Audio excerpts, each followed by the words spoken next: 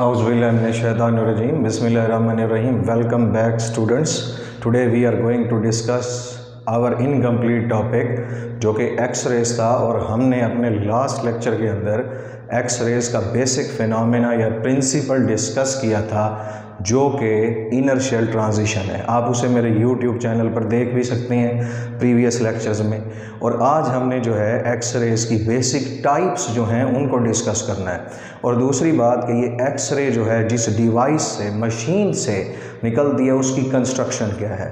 So we are going to discuss the production of X rays जो कि discover की थी रॉन्जन ने 1895 के अंदर, जिसको हम रॉन्जन रेज भी बोलते हैं।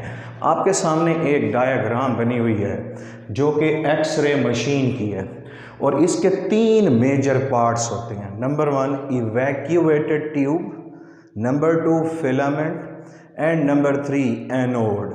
और ये जो आपके सामने डायग्राम बनी है, इसके अंदर सबसे पहले आपको इवैक्यूएटेड ट्यूब, ये जो आपको कर्व से ग्लास की ट्यूब बनी हुई नज़र आ रही है, इसे आप वैक्यूम ट्यूब या इवैक्यूएटेड ट्यूब इसलिए बोलते हैं कि इसके अंदर pressure of about 10 raise to the power -15 torr होता है। और साइंटिफिकली ये समझा गया है कि अगर किसी भी जगह का temperature 10 raise to the power -15 torr हो तो वो जगह क्रिएट कर देती है वैक्यूम, और उसके अंदर से एयर रिमूव हो जाती है। क्योंकि इस फिनोमेना के अंदर फास्ट मूविंग इलेक्ट्रॉन्स को हमने एनोड के ऊपर फेंकना है, और अगर वो सारी एनर्जी जाके एनोड को देंगे तो वो कन्वर्ट होगी according to conservation of energy in the form of photons या एक्स रेज।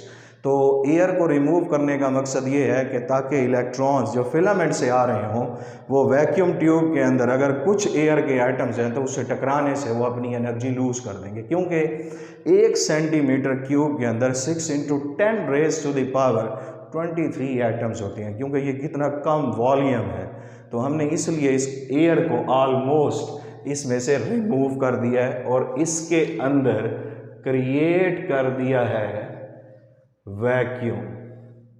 अब ज़रा चलते हैं इसके दूसरे एंड की तरफ। यहाँ जो पहला पार्ट इस वैक्यूम ट्यूब के अंदर मौजूद है वो एक आपको बॉक्स नज़र आ रहा है, और इस बॉक्स के अंदर दो चीज़ें होती हैं। Number 1 filament. Filament is a metal, आमतौर पर टंगस्टन है या कोई भी अच्छी मेटल है, जैसा कि हीटर्स में यूज़ होती है, जिसे हीट अप करने से हीटर जो है उसमें से हीट निकलती है। तो अब ये जो फिलामेंट होता है it is controlled by a current, और वो करंट कहलाता है फिलामेंट करंट। और जितना करंट फिलामेंट को ज़्यादा मिलेगा सोर्स से, एसी सोर्स है, और वो करंट जितना ज़्यादा होगा उस करंट के नतीजे में निकलने वाली एक्स रेज जो हैं उनकी इंटेंसिटी क्या होगी, ज़्यादा होगी। So we can say that filament current controls the intensity of ejected photons। और उसके बाद ये भी याद रखें कि करंट जितना ज़्यादा होगा नंबर ऑफ इलेक्ट्रॉन्स ज़्यादा निकलेंगे, और नंबर ऑफ इलेक्ट्रॉन्स ज़्यादा निकलेंगे तो उसके नतीजे में नंबर ऑफ फोटॉन्स जो कि एक्स रेज हैं वो भी ज़्यादा होंगी। अब उसके बाद तीसरा पार्ट, अब ज़रा चलते हैं सोर्स की तरफ। जो सोर्स है वो यहाँ पर एसी सोर्स है, और वो हाई वोल्टेज अप्लाई करते हैं। यहाँ लगा हुआ है कैथोड, और जिस वक्त फिलामेंट को करंट मिलेगा तो फिलामेंट होगा हीट अप, और ये जब हीट अप होगा तो ये हीट अप करेगा इनडायरेक्टली कैथोड को, and cathode is also a metal. और जब ये हीट अप होगा तो उसमें जो फ्री इलेक्ट्रॉन्स होंगे वो इस हीट या थर्मल एनर्जी को एब्जॉर्ब करेंगे और कैथोड में से निकलेंगे। ये जो आपको लाइंस नज़र आ रही हैं ये किसको रिप्रेजेंट कर रही है, बीम ऑफ इलेक्ट्रॉन्स। तो बीम ऑफ इलेक्ट्रॉन्स जो कि इजेक्ट होंगे फिलामेंट के हीटअप होने से, कैथोड को इनडायरेक्टली हीटअप करेगा और थर्मो आयोनिक इलेक्ट्रॉनिक इमिशन होगी, और वो जाके टकराएंगे टारगेट पर। और जो टारगेट है वो किस चीज़ से बना हुआ होता है, टंगस्टन से। And tungsten is a heavy metal, क्योंकि एक्सरेज के अंदर हम हैवी मेटल इसलिए यूज़ करते हैं क्योंकि जो इलेक्ट्रॉन्स आके टकराते हैं 99.9% अपनी एनर्जी वेस्ट कर देते हैं हीट में। और दूसरी बात, टंगस्टन जो है उसका मेल्टिंग पॉइंट ज़्यादा होता है, जिसकी वजह से ये सस्टेन कर जाता है इतने ज़्यादा टेम्परेचर को। और दूसरी बात, इतना ज़्यादा टेम्परेचर कुछ हद तक तो वो सस्टेन करेगा, अदरवाइज वो फिर मेल्ट तो हो सकता है। तो इसलिए उसके अराउंड यहाँ लगे हुए हैं कूलिंग ऑयल इस पाइप के अंदर। और ये cooling oil is a viscous fluid, और इसे जब आप फेंकते हैं उस एनोड पर या उसके साथ कनेक्ट होते हैं पाइप्स, उनके अंदर ये ऑयल होता है, वो इसके टंगस्टन के अंदर पैदा होने वाली ह्यूज अमाउंट ऑफ हीट को अपने अंदर सक कर लेते हैं, जिससे वो कूल डाउन हो जाता है। इसलिए इसे कूलिंग पाइप का ऑयल कहा गया है।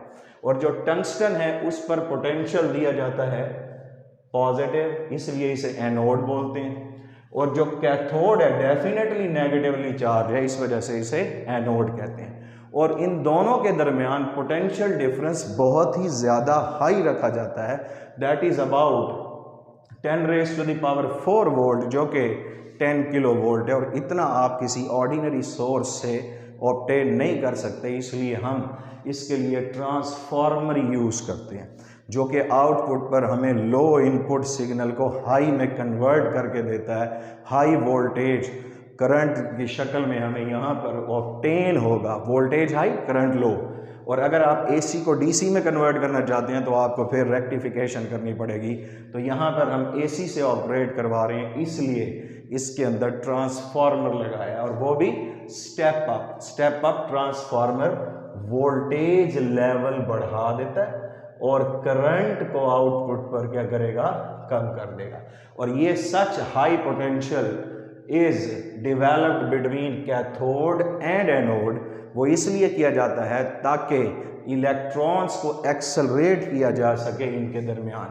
और जितने ज़्यादा एक्सेलरेटिंग इलेक्ट्रॉन्स होंगे वो जाके टारगेट से टकराएंगे। और टारगेट बना हुआ है किस चीज़ से, टंगस्टन से। और ये जो टारगेट का फ्रंट फेस होता है, it is in the form of a disc. ये एक डिस्क है, रोटेटेबल डिस्क है। और ये रोटेट इसलिए कराई जाती है ताकि जो इलेक्ट्रॉन्स फिलामेंट से निकल रहे हैं कैथोड्स के साथ, वो सीधे आके इस पर टकराएं। और ये जो एनोड है, it can be rotated from 7 degree to 20 degree to obtain the focused beam of electrons, ताकि जितनी ज़्यादा कोलिजन होगी उतने ज़्यादा फोटॉन्स निकलेंगे। अब चलते हैं नेक्स्ट की तरफ। जैसे ही इलेक्ट्रॉन जाके कैथोड से निकलने के बाद एनोड के इस टारगेट टंगस्टन से टकराएंगे, और डिस्क से टकराने के बाद उनकी energy according to conservation of energy, incident energy of electrons is converted into radiant energy of photon. जो मैंने यहाँ पर राइट किया कि इंसिडेंट आने वाले इलेक्ट्रॉन्स की काइनेटिक एनर्जी कन्वर्ट हो जाएगी कोलिजन के बाद रेडिएंट एनर्जी ऑफ फोटॉन, जो क्या बनेंगे, एक्स रेज बनेंगे। और अब एक्स रेज यहाँ से निकलेंगी जो कि फोटॉन्स होंगे डिफरेंट एनर्जी और डिफरेंट फ्रीक्वेंसी के। इसे हम पहले ही अपने प्रीवियस लेक्चर में डिस्कस कर चुके हैं। These photons are called discrete set of photons having different frequencies, wavelength and energy. इस वजह से इसे हम लाइन स्पेक्ट्रम भी बोलते हैं। और इस तरह के एक्स रेज को हम कैरेक्टरिस्टिक एक्स रेज कहते हैं, इसलिए हमने इन्हें डिफाइन किया डिस्क्रीट सेट ऑफ फ्रीक्वेंसीज और वेवलेंथ फोटॉन्स। और ये डिपेंड करते हैं उस टारगेट मटेरियल पर जिससे इलेक्ट्रॉन्स जाके टकराते हैं। मटेरियल जितना अच्छी क्वालिटी का होगा, उससे प्रोड्यूस होने वाले फोटॉन्स ज़्यादा से ज़्यादा लाइन स्पेक्ट्रम की रेंज में आएंगे और वो बन जाएंगे कैरेक्टरिस्टिक एक्सरेज। और ये याद रखना है कि such photons are independent of accelerating voltage. ये आने वाले इलेक्ट्रॉन्स जो हैं जिस वोल्टेज से उन्हें एक्सेलरेट किया उससे डिपेंड नहीं करते। तो जनरल इक्वेशन के मुताबिक इंसिडेंट एनर्जी ऑफ इलेक्ट्रॉन्स जो कि काइनेटिक है 12mv², वो डिपेंड करेगी सिर्फ वोल्टेज पर, लेकिन निकलने वाले फोटॉन्स जो हैं वो टारगेट मटेरियल पर डिपेंड करेंगे, ना कि इस एक्सेलरेटिंग वोल्टेज पर। तो दिस हाई पोटेंशियल क्रिएट और accelerate the electrons between cathode and anode, और उसमें से निकलने वाले फोटॉन्स स्प्रेड आउट होंगे, बाहर निकलेंगे तो स्प्रेड होंगे, फैलेंगे हर तरफ, लेकिन हमने उन्हें एक पॉइंट पर लेके जाना है। इसलिए उससे आगे लगी हुई होती है कौन सी चीज़? एल्यूमिनियम की विंडो। और ये एल्यूमिनियम जो है ये उससे आने वाले फोटॉन्स को सिर्फ फोकस करेगा सिंगल पॉइंट पर, और एल्यूमिनियम विंडो का वो हिस्सा जहां एक्स रेज या फोटॉन्स आके गिरेंगी उस हिस्से को हम बोलते हैं फोकल स्पॉट। और ये याद रखें कि फोकल स्पॉट जितना स्मॉल होगा उतनी ही रेजोल्यूशन ज़्यादा आएगी, और फोकल स्पॉट जितना लार्ज होगा, लार्ज एरिया पर एक्स रेज गिरेंगी तो फोकस होने वाली एक्स रेज या निकलने वाली एक्स रेज उनकी रेजोल्यूशन क्या होगी? कम होगी। तो इसलिए याद रखें फोकल स्पॉट का साइज ज़्यादा, रेजोल्यूशन कम। फोकल स्पॉट का साइज कम, रेजोल्यूशन ज़्यादा। अब वो एल्यूमिनियम विंडो से निकलने वाली एक्स रेज फर्दर किस में से गुजरती हैं? मशीन में से निकलने से पहले लेड के चैम्बर में से, जो कि कॉलीमेटर है। और आप ये जानते हो कि lead is a good absorber of radiation. All kind of radiations incident on it, ये उसे अपने अंदर क्या करता है? एब्जॉर्ब। तो वो जो रेडिएशन एल्यूमिनियम से निकलेंगी, फोटॉन्स या एक्स रेज, वो फैलती हुई अगर हैं तो वो उन्हें फैलने से रोकेगा और उन्हें सिंगल पॉइंट पर आगे लेके जाएगा। कहने का मतलब ये है इसमें से निकलने वाली एक्स रेज की फ्रीक्वेंसी कम हो जाती है। और हम ये कह सकते हैं कि अगर एक्स रेज जो प्रोड्यूस हुई हैं, हमने लास्ट लेक्चर में पढ़ा 2 तरह की एक्स रेज होती हैं, सॉफ्ट और हार्ड। अगर एक्स रेज जो यहाँ से निकल रही हैं वो हार्ड एक्स रेज हैं तो इसमें से गुजरने के बाद वो किस में कन्वर्ट हो जाएंगी?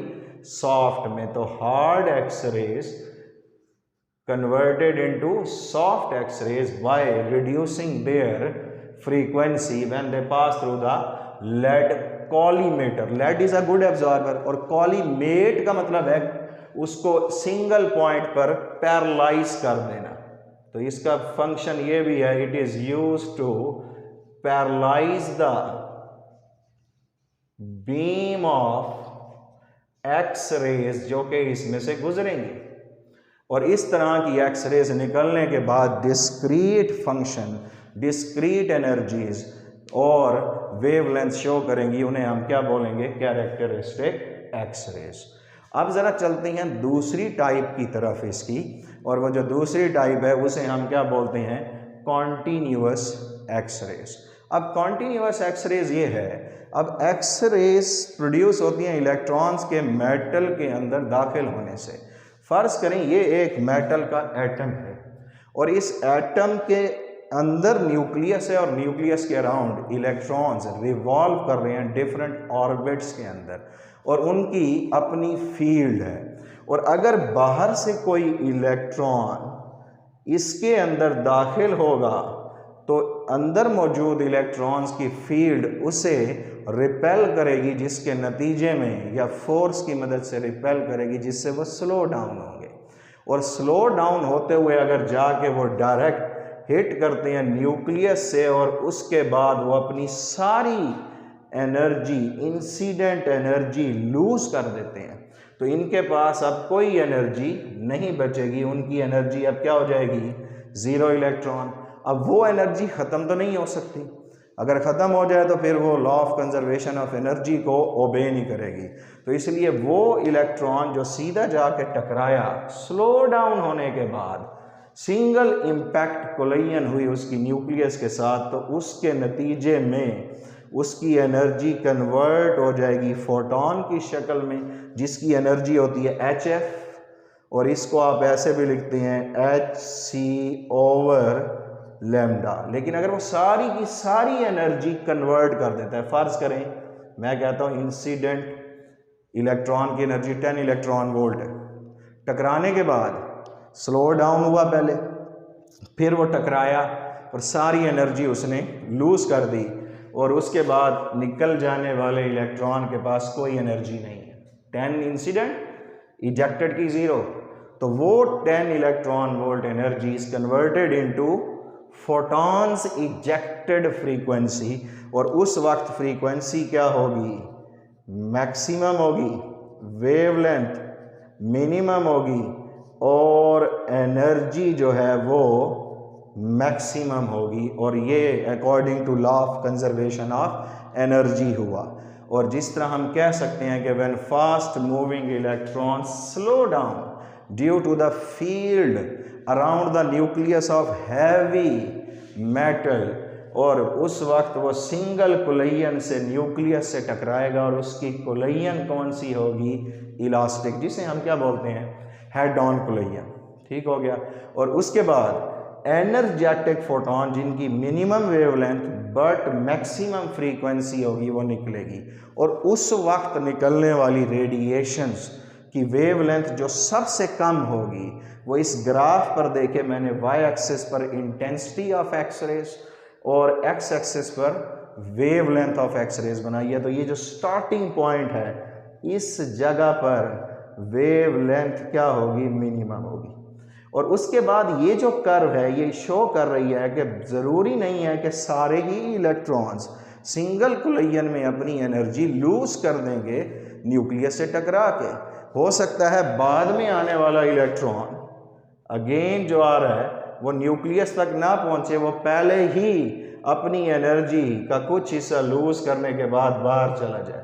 फर्ज करें अब अगेन इसकी एनर्जी 10 इलेक्ट्रॉन वोल्ट है, स्लो डाउन होने के बाद जब वो इजेक्ट हुआ तो इसके पास कितनी रह गई, 8 इलेक्ट्रॉन वोल्ट। तो अब कितनी एनर्जी रिलीज होगी, 2 इलेक्ट्रॉन वोल्ट, और वो वेवलेंथ इससे बड़ी होगी। इसलिए जो नेक्स्ट कर्व है वो क्या शो कर रही है, वेवलेंथ बढ़ती जा रही है, फ्रीक्वेंसी कम होती जा रही है, एनर्जी भी कम होती जा रही है, and this curve represent continuous X rays. और उसके बाद ये आके देखें पीक्स आ रही, और ये जो पीक पर ये जो टॉप पीक है ये रिप्रेजेंट करती है के अल्फा को, उसके बाद के बीटा को, अगर इससे नीचे होगा तो के गैमा होगा, और उसके बाद ये पीक्स इसी तरह बनती रहती है। अगर पहली ट्रांजिशन के शेल की हुई तो ये के सीरीज, उसके बाद ये वाली एल अल्फा, एल बीटा, और अगर मैं इसे इसी तरह चलाता रहूं तो उससे अगली एम अल्फा, फिर M beta up to so on. तो हम ये कह सकते हैं कि कॉन्टिन्यूअस एक्सरेज मिनिमम से लेकर इनफाइनाइट एक्सटेंट तक जा सकती है, और ये मिनिमम से इनफाइनाइट एक्सटेंट तक इनका जाना इस तरह के स्पेक्ट्रम को, जो फोटॉन्स एक्स रेस का स्पेक्ट्रम है, इसे वाइट स्पेक्ट्रम कहते हैं, because white spectrum is a combination of various colours और वेवलेंथ, इसलिए इसको हम वाइट स्पेक्ट्रम भी बोलते हैं।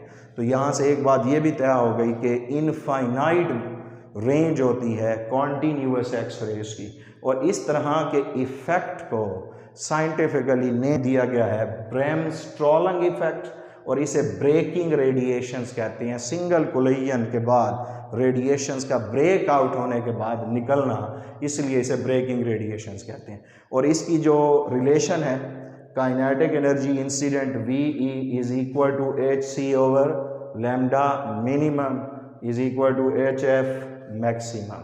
और ये भी याद रखिएगा कि ये जो एक्सरेज हैं continuous, they are independent of target, ये टारगेट पर डिपेंड नहीं करती, जस्ट लाइक कैरेक्टरिस्टिक एक्सरेज। ये सिर्फ डिपेंड करती हैं एक्सेलरेटिंग वोल्टेज पर। जितना एक्सेलरेटिंग वोल्टेज ज़्यादा होगा, फिलामेंट करंट ज़्यादा होगा, उस वक्त इंटरेक्शन ज़्यादा से ज़्यादा होगी इलेक्ट्रॉन्स की एटम के इलेक्ट्रॉन्स के साथ, and more interaction more energy, और एनर्जेटिक फोटॉन्स आर इजेक्टेड। इनको हम बोलते हैं कॉन्टिन्यूअस एक्सरेज। अब ये जो रिलेशन आपको शो हो रही है, अगर मैं इस रिलेशन से वोल्टेज की वैल्यू निकालूं तो V इज इक्वल टू आएगा HC ओवर लैम्डा। और अब इस रिलेशन के अंदर ये जो लैम्डा है इसको छोड़ के ये सब के सब क्या हैं, कॉन्स्टेंट्स हैं। अगर मैं इन कॉन्स्टेंट्स की वैल्यू पुट करूं तो 6.63 Planck's constant into 10 raise to the power -34, speed of light 3 into 10 raise to the power 8, और charge on electron 1.6 into 10 raise to the power -19, और वेव लेंथ मैं छोड़ देता हूं क्योंकि वो फिक्स है, वो डिपेंड करेगी वोल्टेज पर। वोल्टेज सोर्स से चेंज करते जाएंगे, एनोड से निकलने वाली जो फोटॉन्स है उनकी वेवलेंथ भी मिनिमम से मैक्सिमम की तरफ शिफ्ट होती जाएंगी। और ये तमाम वैल्यूज़ को सॉल्व करें तो आंसर आता है 1.240 into 10 raise to the power -6 multiplied by 1/λ। और ये पूरी चीज़ जो मैंने मैथमेटिकली कांस्टेंट की निकाली है वो है hc/e की, और ये सारी वैल्यू जो है ये कांस्टेंट है। जब ये चीज़ कांस्टेंट है तो हम ये कह सकते हैं v is equal to constant into 1/λ। और इससे हम ये रिज़ल्ट भी निकाल सकते हैं कि जो एक्सेलरेटिंग वोल्टेज है वो निकलने वाले फोटॉन्स की, कॉन्टीन्यूअस एक्सरेज की बात कर रहा हूँ, वो इन्वर्सली प्रोपोर्शनल है वेवलेंथ के, तो यही एक्सेलरेटिंग वोल्टेज फ्रीक्वेंसी के डायरेक्टली होगा निकलने वाले फोटॉन्स की, और यही एक्सेलरेटिंग वोल्टेज डायरेक्टली प्रोपोर्शनल होगा energy of the ejected photons. ये याद रखना है कि कॉन्टीन्यूअस एक्सरेज के अंदर तमाम इलेक्ट्रॉन सिंगल कोलिजन में अपनी एनर्जी लूज नहीं करते हैं।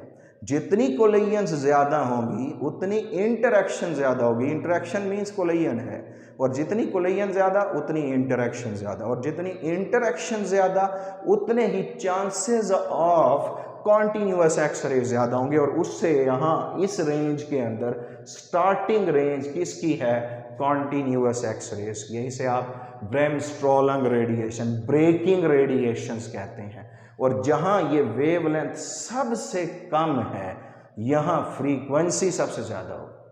अब देखें ये जो सबसे ऊपर वाला आपको नज़र आ रहा है के अल्फा, इसकी इंटेंसिटी सबसे ज़्यादा है, उसके बाद के बीटा की है। अगर इसे कंपेयर करूं मैं एल अल्फा से, तो एल अल्फा जो है उसकी इंटेंसिटी के अल्फा से कम है। So we can say that intensity of K alpha is greater than intensity of L alpha is greater than intensity of next series कौन सी होगी, M, और साथ क्या आ जाएगा, अल्फा। तो इसलिए ये जो ब्रेक होने वाली रेडिएशंस हैं उसके बाद जो पीक्स आती हैं वो बाउंड स्टेट ऑफ इलेक्ट्रॉन्स के साथ होती हैं, और bound state electron inner shell है, और पहली बाउंड स्टेट का इनर शेल का इलेक्ट्रॉन जब निकल जाता है तो उससे रेडिएशन जो स्टार्ट होती हैं due to jumping of electrons या transition of electrons from higher level to lower level, उस वक्त कैरेक्टरिस्टिक एक्सरेज होती हैं। लेकिन जब इलेक्ट्रॉन न्यूक्लियस के अंदर एटम के अंदर न्यूक्लियस के पास जाके अपनी एनर्जी लूज करता है, स्लो डाउन होने के साथ साथ due to bremsstrahlung effect, due to electric field around the nucleus, क्योंकि न्यूक्लियस के अराउंड इलेक्ट्रिक फील्ड है पॉजिटिव से नेगेटिव की तरफ। ये सेंटर पे न्यूक्लियस पॉजिटिव है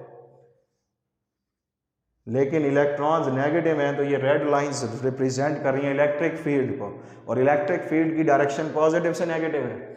इलेक्ट्रॉन दाखिल हो रहा है negatively charge against the direction of electric field, तो वो स्लो डाउन होगा due to repulsion of incident electron and orbital electrons, और उस वक्त वो स्लो डाउन होते हुए अपनी जाके सिंगल कोलिजन जाके न्यूक्लियस से टकराएगा और एनर्जी लूज कर देगा, और उस वक्त मोस्ट पावरफुल एनर्जेटिक और high frequency but minimum wavelength की रेडिएशन ब्रेक आउट होंगी, जिन्हें हम क्या बोलेंगे, कॉन्टीन्यूअस एक्सरेज।